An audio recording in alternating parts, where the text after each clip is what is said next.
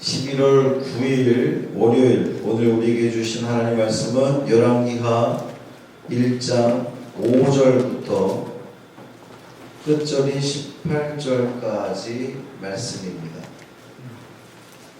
구약성경 558쪽 열왕기하 1장 5절부터 18절까지 말씀입니다.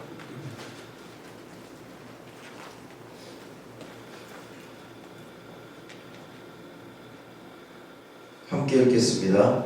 사자들이 왕에게 돌아오니 왕이 그들에게 이르되 너희는 어찌하여 돌아왔느냐 하니 그들이 말하되 한 사람이 올라와서 우리를 만나 이르되 너희는 너희를 보낸 왕에게로 돌아가서 그에게 고하기를 여호와의 말씀이 이스라엘의 하나님이 없어서 내가 에그론에신 바알세부백에 물으려고 보냈느냐. 그러므로 내가 올라간 침상에서 내려오지 못할지라 내가 반드시 죽으리라 하셨다 하라 하더이다. 왕이 그들에게 이르되 올라가서 너희를 만나 이 말을 너희에게 한 그 사람은 어떤 사람이더냐. 그들이 그에게 대답하되 그는 털이 많은 사람인데 허리에 가죽띠를 띄었더이다 하니 왕이 이르되 그는 디셉 사람 엘리야로다. 이에 50부장과 그의 군사 50명을 엘리야에게로 보내매 그가 엘리야에게로 올라가 본즉 산 꼭대기에 앉아 있는지라. 그가 엘리야에게 이르되 하나님의 사람이여 왕의 말씀이 내려오라 하셨나이다. 엘리야가 50부장에게 대답하여 이르되 내가 만일 하나님의 사람이면 불이 하늘에서 내려와 너와 너의 50명을 살을지로다 하매 불이 곧 하늘에서 내려와 그와 그의 군사 50명을 살랐더라. 왕이 다시 다른 50부장과 그의 군사 50명을 엘리야에게로 보내니 그가 엘리야에게 말하여 이르되 하나님의 사람이여 왕의 말씀이 속히 내려오라 하셨나이다 하니 엘리야가 그들에게 대답하여 이르되 내가 만일 하나님의 사람이면 불이 하늘에서 내려와 너와 너의 50명을 살을지로다 하매 하나님의 불이 곧 하늘에서 내려와 그와 그의 군사 50명을 살랐더라.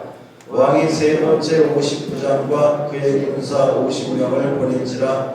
셋째 50부장이 올라가서 엘리야 앞에 이르러 그의 무릎을 꿇어 엎드려 간구하여 이르되 하나님의 사람이여 원하건대 나의 생명과 당신의 종인 이 50명의 생명을 당신은 귀히 보소서.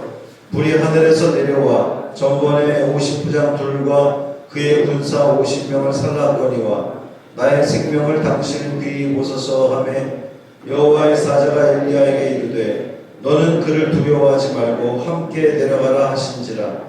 엘리야가 곧 일어나 그와 함께 내려와 왕에게 이르러 말하되 여호와의 말씀이 내가 사자를 보내 에그론의 신 바알세부백에 물으려 하니 이스라엘에 그의 말을 물을 만한 하나님이 안 계심이냐. 그러므로 내가 그 올라간 침상에서 내려오지 못할지라 내가 반드시 죽으리라 하셨다 하니라. 왕이 엘리야가 전한 여호와의 말씀대로 죽고 그가 아들이 없으므로 여호람이 그를 대신하여 왕이 되니 유다 왕 여호사밧의 아들 여호람의 둘째 해였더라. 아하시아가 행한 그 남은 사적과 모든 이스라엘 왕 역대지락에 기록되지 아니하였느냐. 아멘. 이 말씀 하나님 말씀입니다. 오늘 하루의 삶도 주님과 동행하시는 복 있는 삶, 승리하는 삶이 되기를 주님의 이름으로 축원합니다.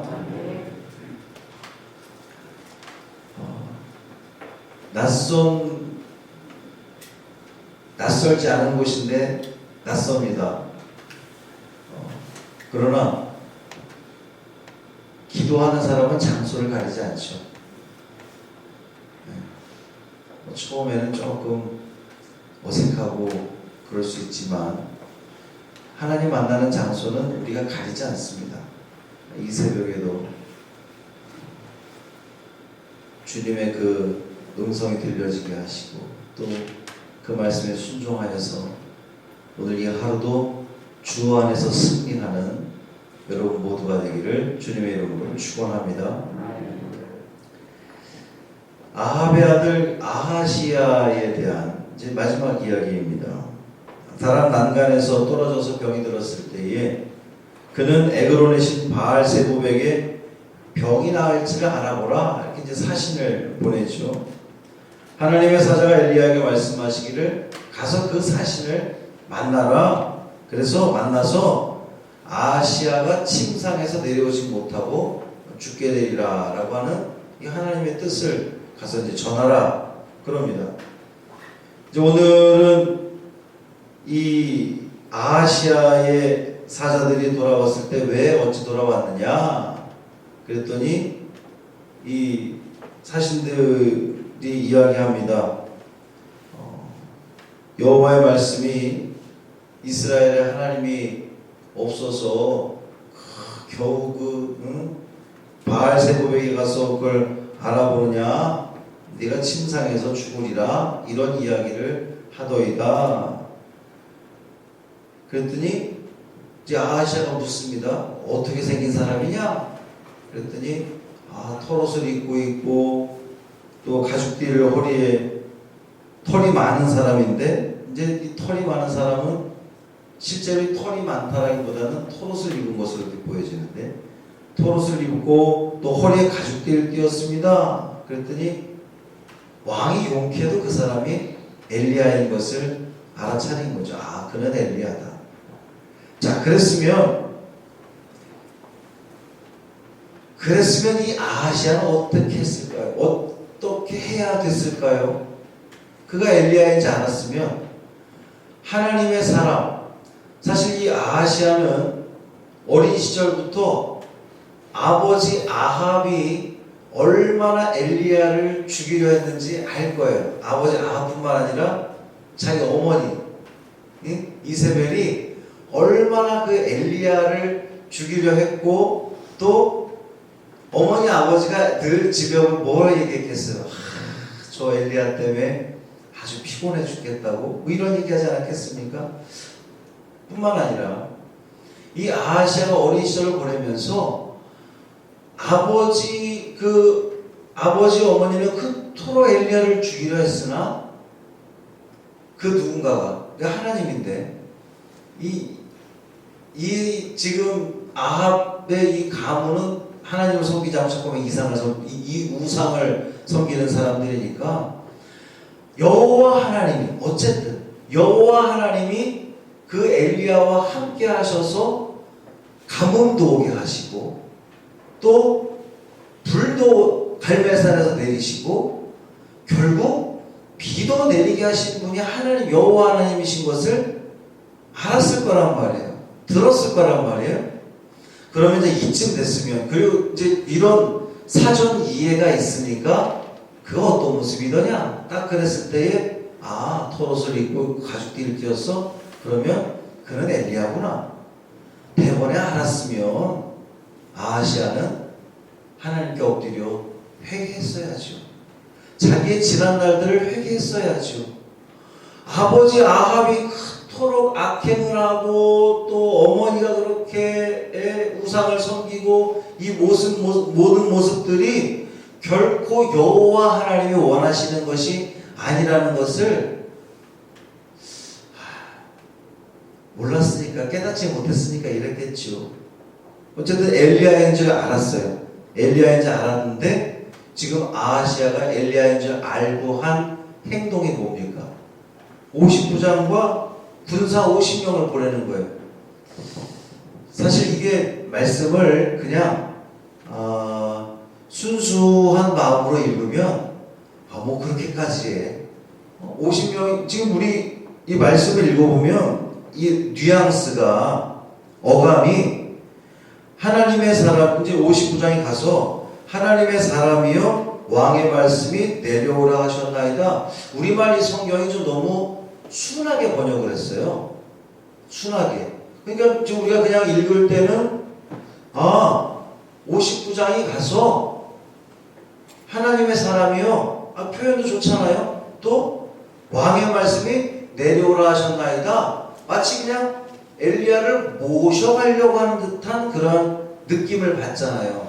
근데 사실은 그렇지가 않습니다.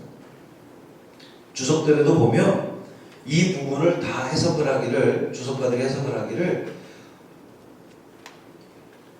정말 엘리야를 아하시아가 모셔오기를 원했던 마음이었다면 50부자 한 명만 가면 돼요. 그렇죠? 뭐 엘리야가 무슨 대단한 군대를 거리고 있는 사람도 아니고 홀로 산 위에 있는 사람이기 때문에 그냥 뭐 한 명이나 두 명 사신 보내서 왕께서 엘리야 선지자님을 모셔오라 했습니다. 이렇게 이야기하면 돼요. 근데 군사 50명을 대동했다는 것은 체포를 하기 위한 일이었단 말이죠. 왜 그것이 더 확실하냐면 이제 체포하러 왔으니까 엘리야가 내가 하나님의 사람이면 불을 내려서 불사를 치라 그랬더니 50명이 불사라졌어요. 우리가 그냥 순수한 마음으로 성경을 읽으면 아니 뭐 모시러 온 사람을 저렇게까지 불사르기까지 해 뭐 이런 생각이 들 수도 있습니다만 그렇지 않다는 거예요. 하나님의 사람을 체포하기 위해서 그 불의한 명령에 대해서 따랐던 이 50부장과 50명의 군사들이 불살라졌습니다. 또 다른 자 그랬으면 아하시아는 이 왕은 엘리야를 가서 체포하러 간 사람들이 저렇게 불살라져 왔으면 더군다나 딱 불살라졌다는 이야기를 들었을 때에 이 아하시아 머릿속에 뭐가 떠올랐었어야 돼요? 갈멜산에서 불을 내게 하나님이 떠올랐어야 되는 거 아니에요? 아하, 여호와 하나님이 또 역사하시는구나. 그러면 그제서라도 빼기를 놨으면 좋았을 건데 이 아하시아는 또 50부장과 50명을 또 보냅니다.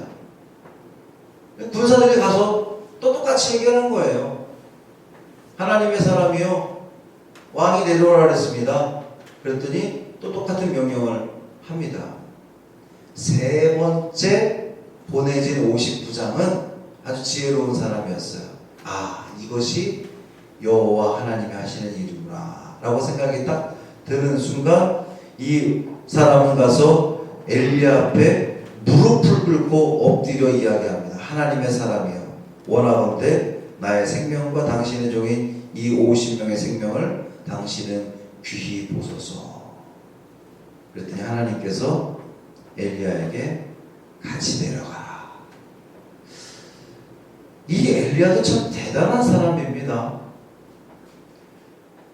아주 현존하는 최고의 권력을 가지고 있는 왕 앞에 가서 당신 침상에서 내려오지 못하고 지금 병 들어가지고 누워있는 사람한테 당신 침상에 내려오지 못하고 죽게 될 겁니다 라고 하는 말을 어떻게 쉽게 할 수가 있겠어요? 엘리야는 하나님 말씀에 순종하는 사람이었어요. 가라 그러면 가고 말하라 그러면 말하는 이 엘리야였습니다. 결국 엘리야가 왕 앞에 가서 하나님의 말씀을 전하죠. 당신은 침상에서 내려오지 못하고 죽게 될 겁니다. 그리고 이 아하시아는 결국 죽음을 맞이합니다. 그에게 아들이 없어서 이제 대가 끊겼어요.